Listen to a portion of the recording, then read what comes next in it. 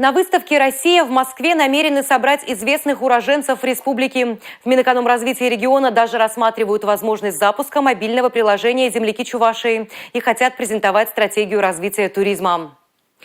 Как готовится интерактивная программа для гостей ВДНХ, увидел мой коллега Дмитрий Ковалев.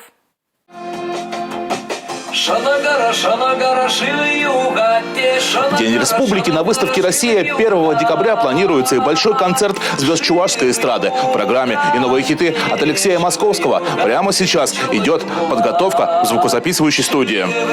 Звезда чувашской эстрады готовится исполнить и народные песни. Главное, говорит Алексей, подарить незабываемые эмоции зрителям. А поехать на выступление в Москву и фамилия обязывает. 2 такта до куплета и пишем. Поехали.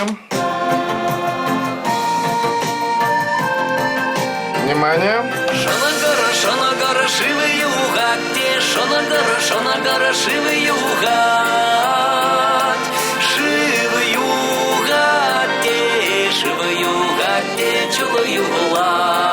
Большие концертные программы на экспозиции Чувашии планируют организовывать каждый месяц. Встреч с артистами ждут земляки.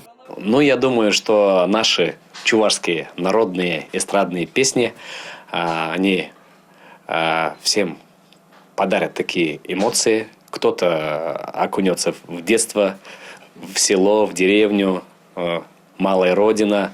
И я думаю, мы нормально и душевно проведем этот день, вечер с нашими чувашскими песнями и танцами. Мы работаем же над эмоциями, чтобы человек тоже пришел, спел, подпевал, потанцевал. Прямо на ВДНХ можно будет отправиться на экскурсию в республику, виртуальную, с помощью VR-очков. Юные гости могут прочувствовать себя и настоящим чувашским богатырем. Можно будет перевоплотиться в героя сказок, богатыря Улыпа, и он будет полностью копировать движения и анимацию.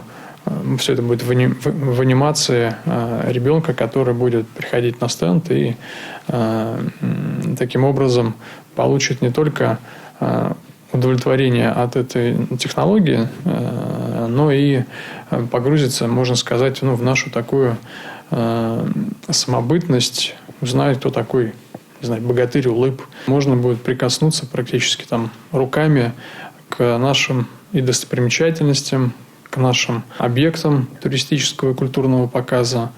Мы хотим сделать и такую выставку, по сути, в формате реального времени. Свою интерактивную программу для выставки «Россия» готовят все 12 ведомств республики. Ключевая задача международного форума – показать достижения регионов.